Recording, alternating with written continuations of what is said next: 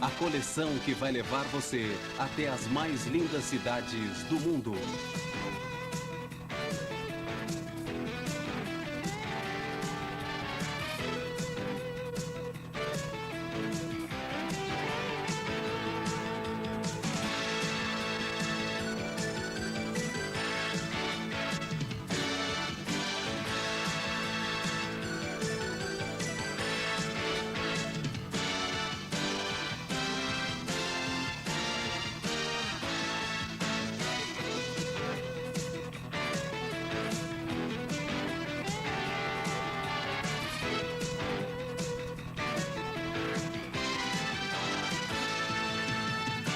Nova York.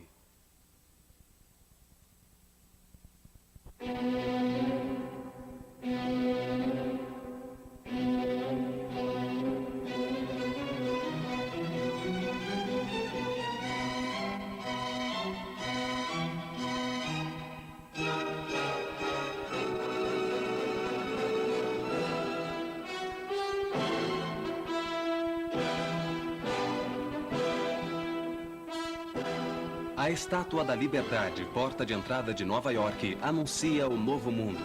Esta estátua, doada pela França aos Estados Unidos, por ocasião do centenário de sua independência, era a primeira saudação que recebiam os imigrantes ao chegar de navios cheios de esperança e entusiasmo.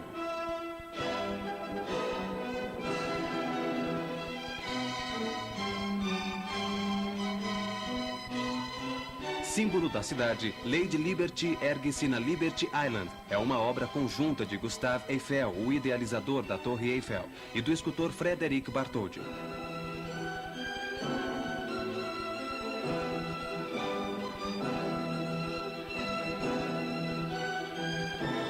A cidade que os imigrantes avistavam de longe aparecia e ainda hoje aparece como uma imagem fantástica, concebida por super-homens.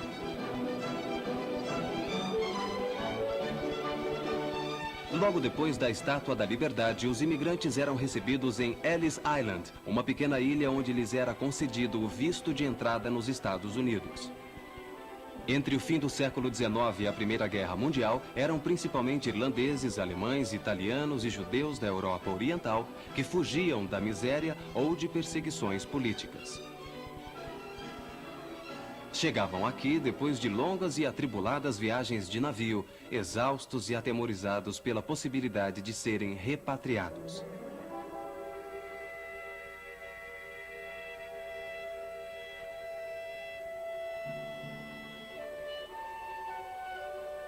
A ponte que fecha a Baía de Nova York é dedicada a Giovanni da Verrazzano, o navegador toscano que descobriu a ilha de Manhattan em 1524, quando explorava a costa americana por incumbência do rei da França.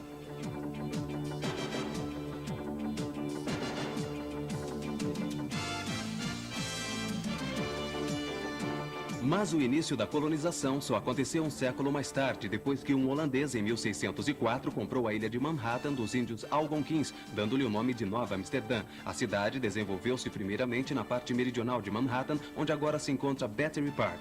Hoje, admirando as novíssimas construções de Battery Park, a mais recente contribuição aos arranha-céus de Nova York, é difícil imaginar as condições selvagens daquela região nos idos do século XVII. Com a construção dos arranha-céus, a arquitetura americana encontrou uma de suas grandes vocações e Nova York é uma prova disso. O World Building, construído em 1913, marca o auge do velho estilo dos arranha-céus, com ornamentos inspirados no passado.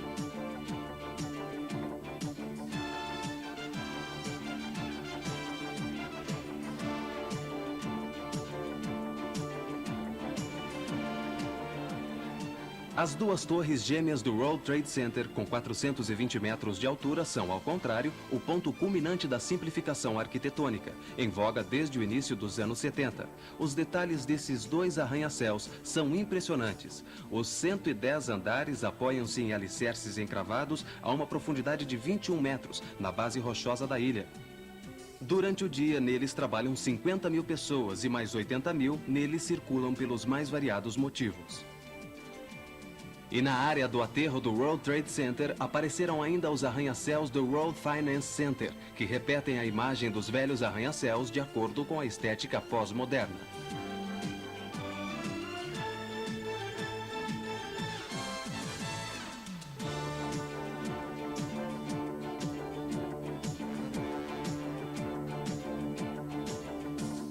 O célebre Empire State Building já não é mais o arranha-céu mais alto de Nova York, mas ainda continua sendo o símbolo da cidade. Construído em 1931, uma reação à grande crise econômica e sinal de confiança no futuro, foi o primeiro a ser concebido na forma de cidade vertical.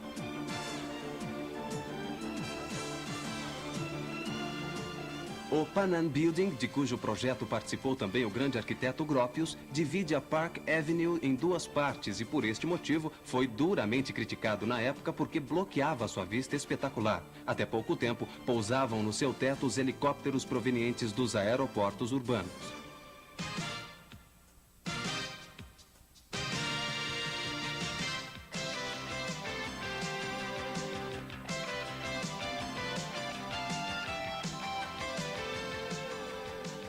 O Chrysler Building, com seus arcos de aço e suas janelas triangulares no estilo Art Deco, é o mais gracioso de todos os arranha-céus e, sem dúvida, o mais querido pelos nova-iorquinos, devido ao seu charme romântico tão decantado pelo cinema.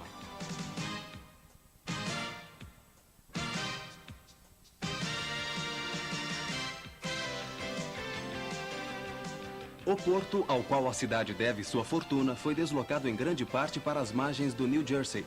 Restaram os velhos cais abandonados ou reurbanizados, como no South Street Seaport, onde encontramos um museu original, inclusive com velhos navios de belo porte. O rapidíssimo desenvolvimento de Nova York no século passado resultou num plano urbanístico bastante simples. Uma rede de quadras de iguais dimensões, resultantes da intersecção das avenidas e ruas. As avenidas correm no sentido do comprimento da ilha de Manhattan. Já as ruas correm no sentido da largura da ilha.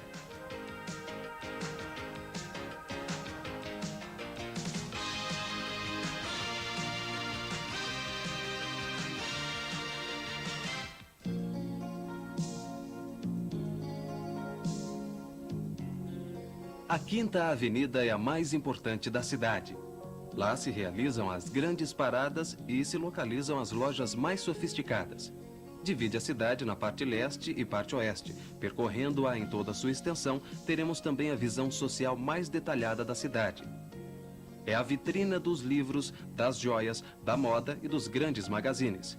É também o lugar dos exageros, desde a Trump Tower, o arranha-céu do megalômano Donald Trump, versão moderna de Tio Patinhas, até o Rockefeller Center, verdadeiro monumento a John D. Rockefeller Jr., o magnata que mais investiu no desenvolvimento de Nova York, inclusive com generosas doações pessoais.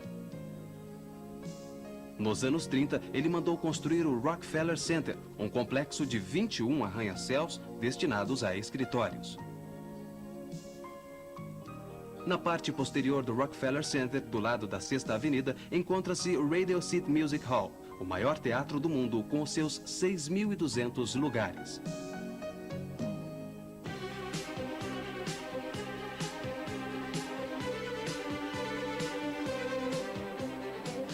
A Quinta Avenida significa também a Catedral de St. Patrick, ou São Patrício, verdadeiro símbolo para a América de origem irlandesa que todos os anos festeja o seu santo católico padroeiro, com a famosa parada do St. Patrick's Day, o dia de São Patrício.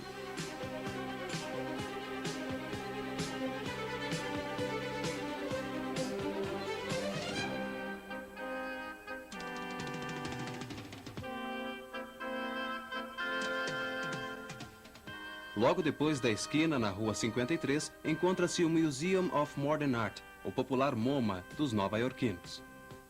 Este museu é uma das salas de visita da cidade pela elegante disposição das coleções, a comodidade dos serviços, o cinema e o jardim ornamentado com obras-primas da escultura moderna.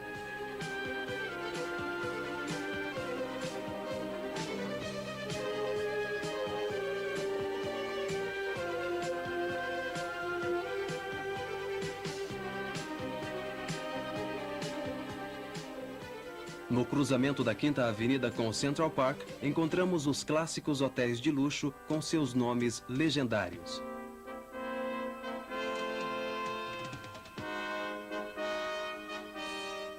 Luxo e bom gosto nunca estão livres de uma ducha fria, representada por alguma espetacular parada ou manifestação de protesto.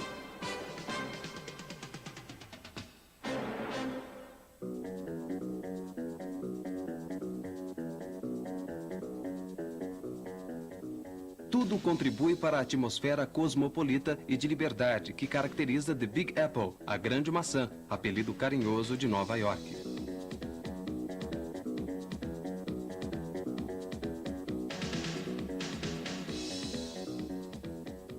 Ao longo da 5ª Avenida, da Rua 59 à Rua 110, estende-se o Central Park, num comprimento total de 4 quilômetros. Seus 340 hectares, ou seja, 5% do território da ilha, demonstram a grande visão dos urbanistas do século passado que, apesar da especulação imobiliária, conseguiram projetar esse oásis verde na cidade, já então em trepidante desenvolvimento.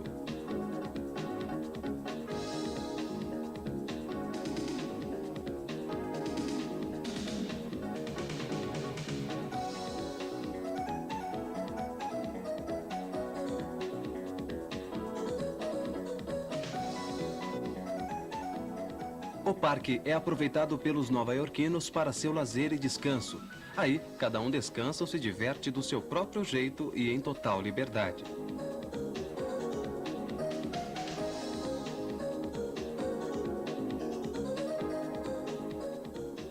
Para um breakfast ou um almoço realmente sofisticado, pode-se ir à Tavern on the Green, um luxuoso restaurante envidraçado, frequentemente usado como cenário nos filmes nova-iorquinos.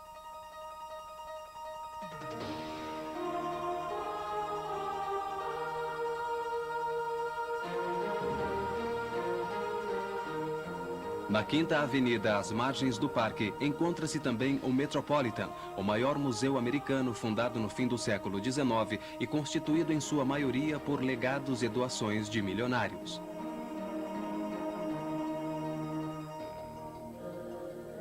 As coleções do Metropolitan abrangem todos os períodos históricos e praticamente todos os países. São particularmente interessantes as reconstruções integrais de salas provenientes de palácios europeus. O museu tem uma importante seção egípcia, na qual se encontra a espetacular reconstrução do Templo de Dendur, resgatado após a construção da represa de Assuan.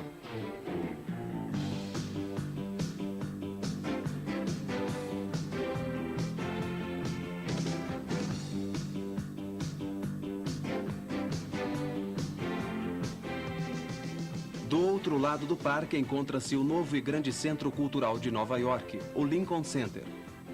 O coração do complexo é a plaza, tendo no meio uma fonte do arquiteto Philip Johnson.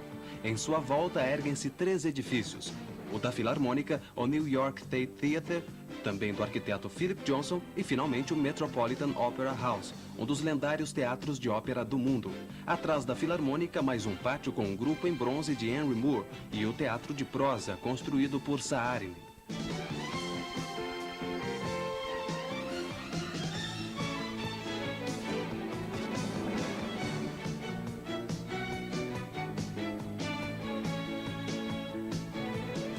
Com o passar do tempo, as avenues ou avenidas de Nova York especializaram-se em funções diferentes. A 6ª Avenida, ou Avenue of the Americas, impressiona pela série de arranha-céus de escritórios, como se estivessem enfileirados prontos para uma revista militar.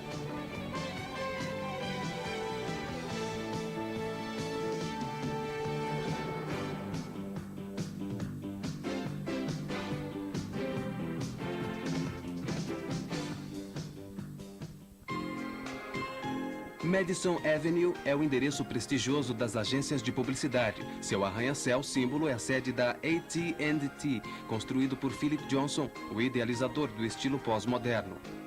Suas características são o frontão e o portão de entrada com a altura de 6 andares.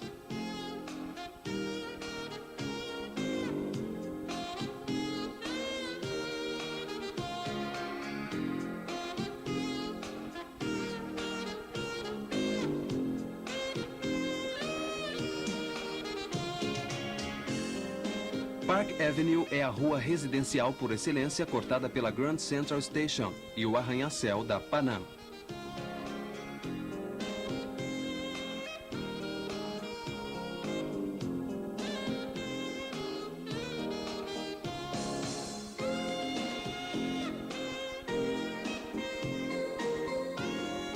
Entre seus endereços famosos, o Hotel Waldorf Astoria e o arranha-céu Seagrams, projetado por Mies van der Rohe no fim dos anos 50.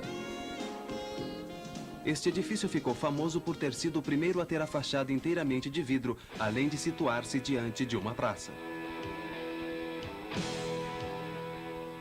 Descendo em direção a Downtown, o centro histórico, encontramos o Macy's, que se vangloria de ser o maior magazine do mundo. Assim é Nova York. Há sempre alguém ou alguma coisa que bateu todos os recordes de dimensão, riqueza ou velocidade.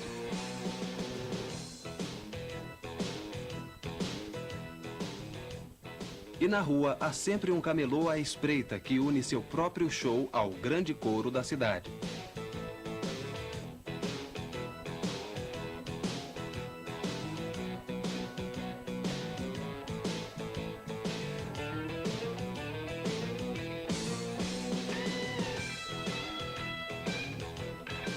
Não longe dali, o Chelsea Hotel lembra os ilustres artistas que nele se hospedaram.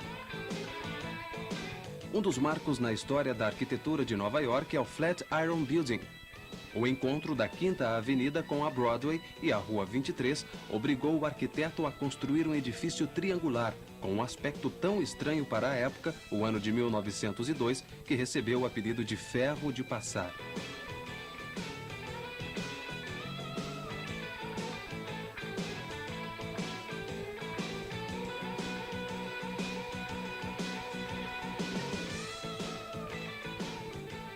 O espaço livre é raro e precioso em Nova York e até mesmo um pequeno largo arborizado se transforma numa quadra de basquete, na qual a cor da pele conta menos do que a habilidade no jogo. Estamos agora em Greenwich Village.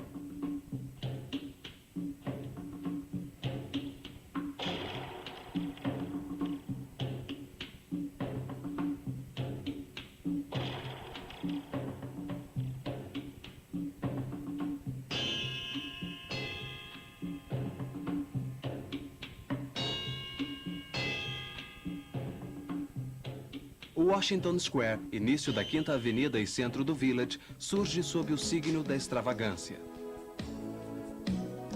Um busto de Garibaldi, o arco dedicado à memória de Washington, a presença dos estudantes da vizinha Universidade de Nova York, os jogadores de xadrez nas mesinhas do parque, todos são indícios de um mundo aberto e multicultural.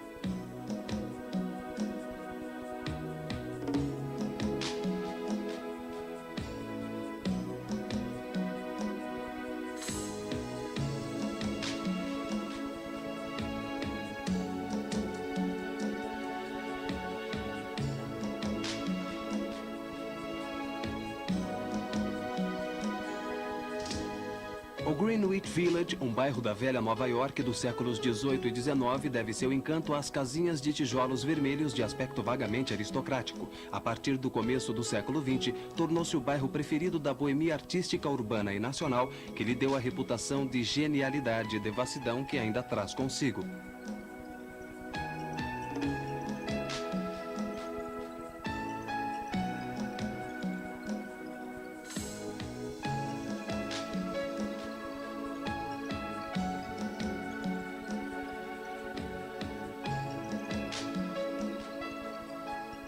O aumento no preço dos imóveis impeliu os artistas nos últimos anos a procurar antigos laboratórios e apartamentos em velhos bairros industriais e em galpões abandonados ao sul do Village.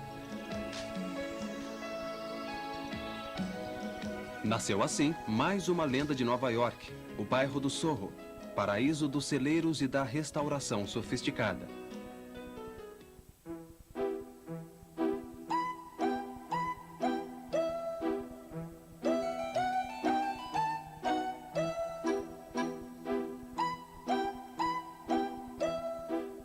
Ao lado do Soho, encontra-se mais um bairro característico da cidade, a Little Italy, a pequena Itália, antigamente domínio exclusivo dos imigrantes italianos. Apesar dos sinais inequívocos da presença italiana, a população mudou-se em grande parte para outros bairros da metrópole, e Little Italy é hoje principalmente um elemento de folclore e turismo.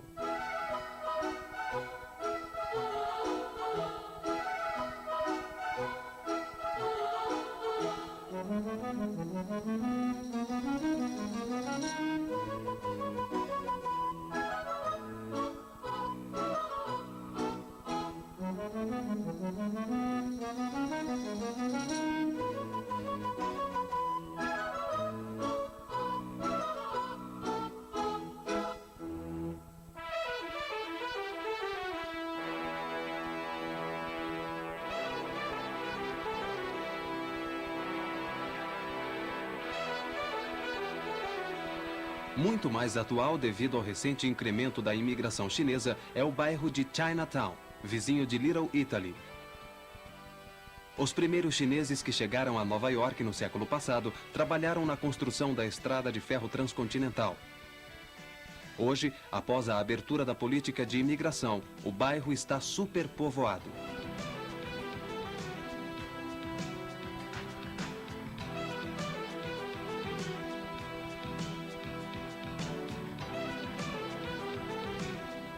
Apesar da progressiva ação do melting pot, ou seja, do caldeirão onde se misturam todas as raças, unindo numa só nação pessoas e grupos provenientes dos mais diversos países, as várias comunidades de origem mantêm um certo poder sobre os indivíduos. Nova York, neste sentido, é literalmente um mosaico de nacionalidades e muitos bairros conservam, pelo menos, uma parte da população original.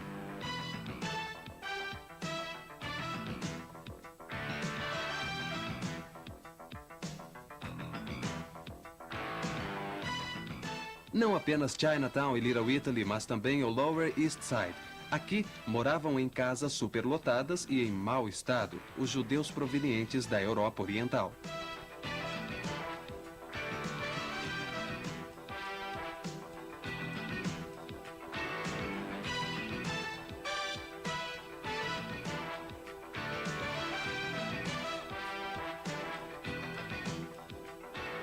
O City Hall, isto é, a prefeitura da cidade, coordena da melhor forma possível esta variada população, procurando mantê-la em boa paz.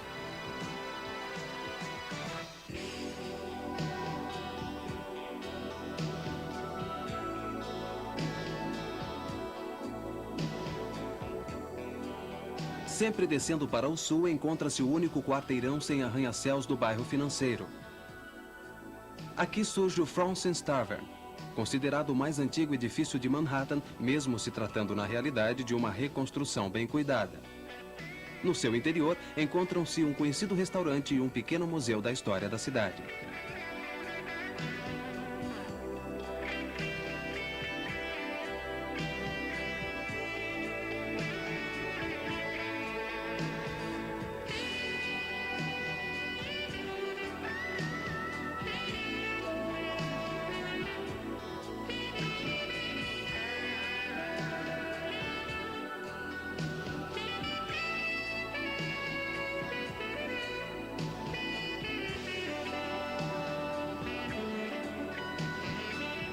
Aquele que já foi o mercado do peixe fresco é agora um movimentado centro comercial. E o Cais 17, reconstruído e ampliado, não é mais o depósito das mercadorias recém-chegadas dos países do além-mar, mas um centro de lojas e restaurantes. Este parece ser o destino dos edifícios históricos da metrópole: desaparecer ou transformar-se em atração turística.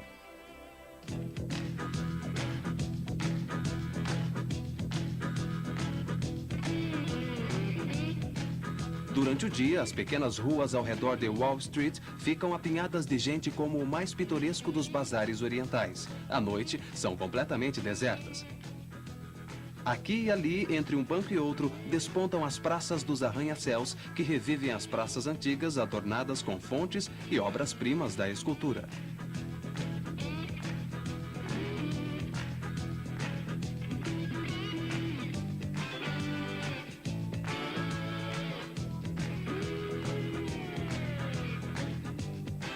Nesta parte da cidade, onde a altura dos prédios impede a passagem dos raios solares, surge a Bolsa de Nova York, fundada em 1792 e ainda hoje a maior do mundo. Wall Street deve seu nome ao muro construído como defesa contra os ingleses e os índios no século XVII. Nas imediações encontram-se as sedes dos maiores bancos, entre os quais o Chase Manhattan Bank, precedido pela monumental escultura Four Trees, isto é, 4 árvores de Jean Dubuffet com 14 metros de altura. Em frente a um outro arranha-céu de construção recente, vê-se o cubo vermelho de Isamu Noguchi.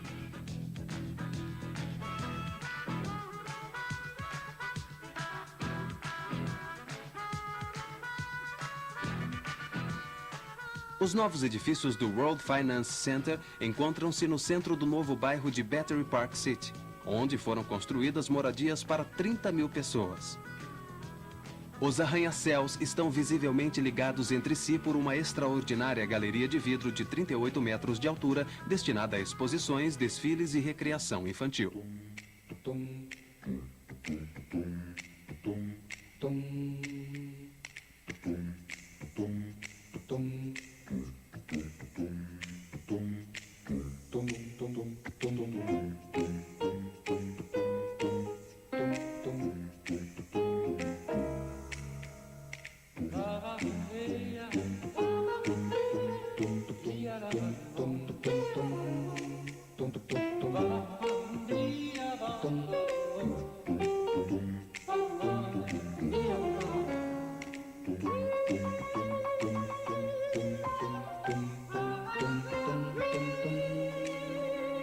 Cada bairro tem seus playgrounds característicos, dos equipamentos mais sofisticados dos bairros ricos aos escorregadores nos antigos estacionamentos municipais, até as criações dos artistas da sucata, que criam obras de arte aproveitando os refugos metálicos da metrópole e que são utilizadas também pelas crianças.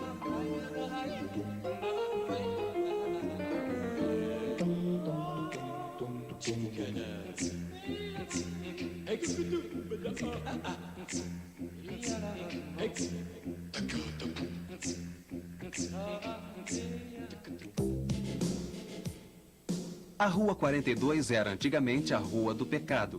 Mesmo se encontrando em processo de rápida transformação, esta é a fama que a rua traz consigo, por causa da prostituição, dos locais pornô e pequena delinquência, especialmente à noite. A rua atravessa Times Square, a praça formada por seu cruzamento com a 7ª Avenida e com a Broadway, a única rua diagonal de Nova York. Fonte de atração da praça são os grandes painéis publicitários luminosos, os cinemas e a proximidade da Broadway, que além de ser o nome de uma rua, é também o bairro dos teatros. Na Rua 42 encontra-se a Biblioteca Pública de Nova York, que até hoje é na verdade uma entidade particular. O novo Grace Building, o Chrysler Building e, acima de tudo, a Grand Central Station, que com a Port Authority Bus Terminal atendem o grosso dos passageiros, são outras célebres atrações da Rua 40.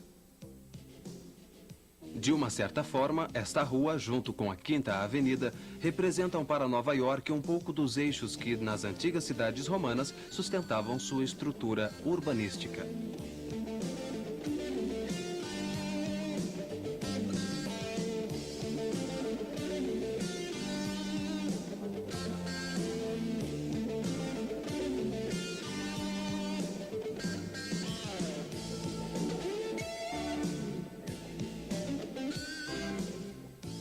No fim da rua, num terreno doado por Rockefeller, o arranha-céu das Nações Unidas encerra o desfile dos edifícios célebres.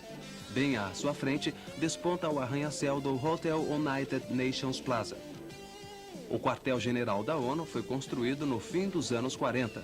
Os projetos são de Le Corbusier e Niemeyer.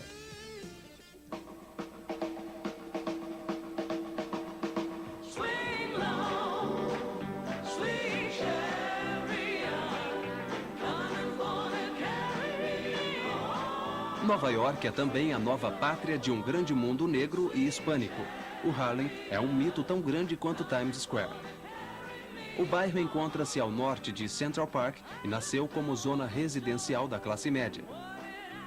Somente alguns anos depois da construção do bairro e devido à dificuldade de alugar todas aquelas novas moradias, elas foram oferecidas aos negros para que não ficassem desocupadas. Já no início do século, Harlem era um bairro inteiramente negro.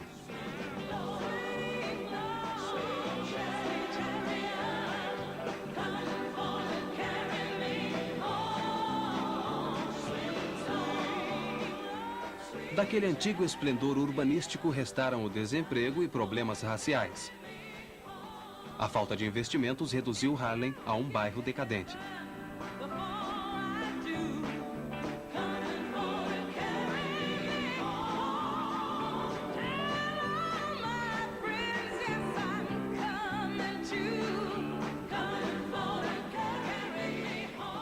Bem ao norte da ilha surge um panorama inesperado. São os Cloisters, a seção medieval do Metropolitan Museum. Trata-se, literalmente, de mosteiros franceses e espanhóis reconstruídos neste canto da América com material vindo da França e da Espanha.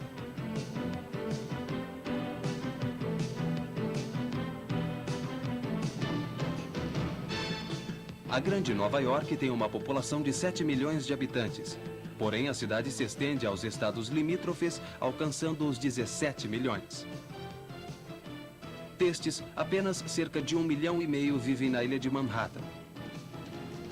Durante o dia, os demais chegam ao centro passando pelos túneis sob o rio Hudson ou pelas pontes majestosas.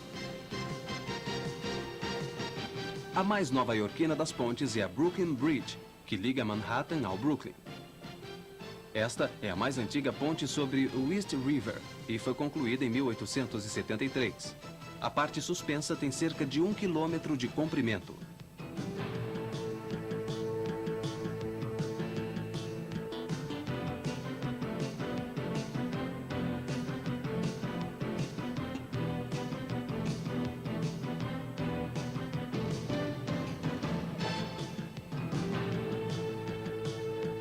Subindo o rio, encontra-se em seguida a Manhattan Bridge, construída em 1903.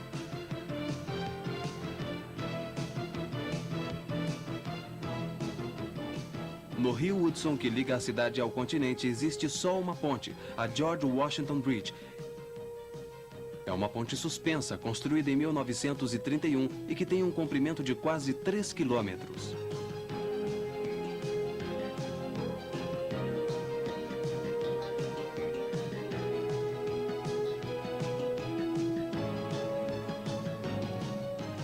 A Queensboro Bridge, no East River, passa sobre a Roosevelt Island, onde, no fim dos anos 70, foi construído um bairro residencial. Um bondinho suspenso de 1 quilômetro de trajeto alcança a ilha, saindo da 2ª Avenida.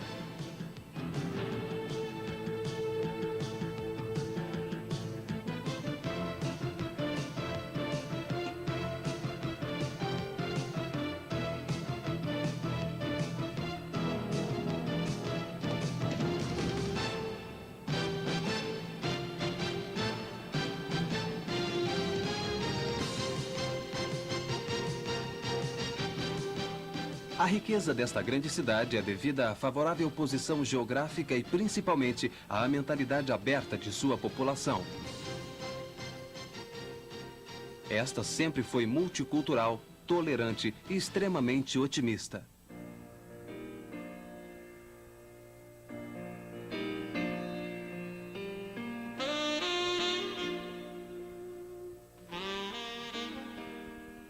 Tal como as novas cidades europeias do século XVII, tais como Amsterdã, Londres e Berlim, também Nova York, fundada pelos cosmopolitas e tolerantes holandeses, acolheu os perseguidos huguenotes e judeus provenientes da Europa. Desde o início também, os negros foram aceitos como pessoas livres e não como escravos.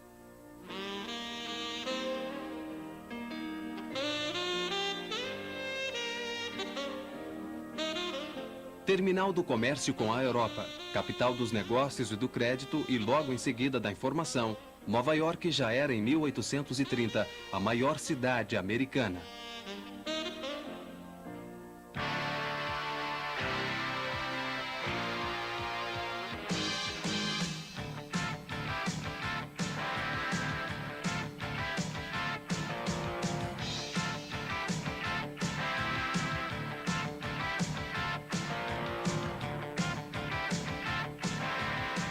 Rainha da noite e centro mundial dos espetáculos, dos divertimentos noturnos e da música, Nova York jamais dorme.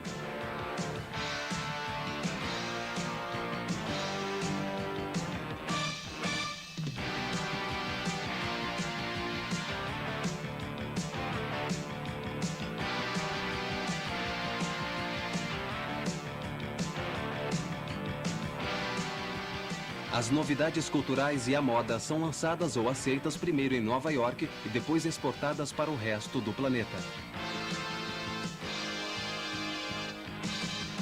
Desde o fim da Segunda Guerra Mundial, isto é, a partir de 1945, esta é a verdadeira capital do mundo.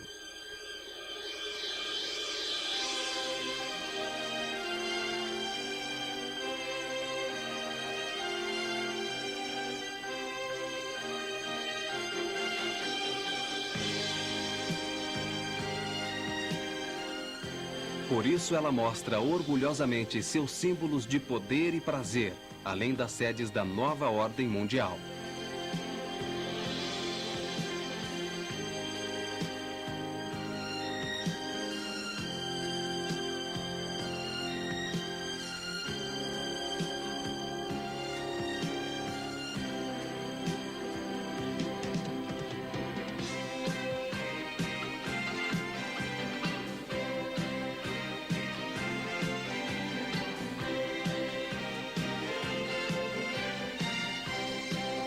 Tal como os antigos imigrantes no rosto sereno da Estátua da Liberdade, podemos ler a promessa de um mundo melhor e a certeza de que a livre iniciativa é a mola propulsora do progresso.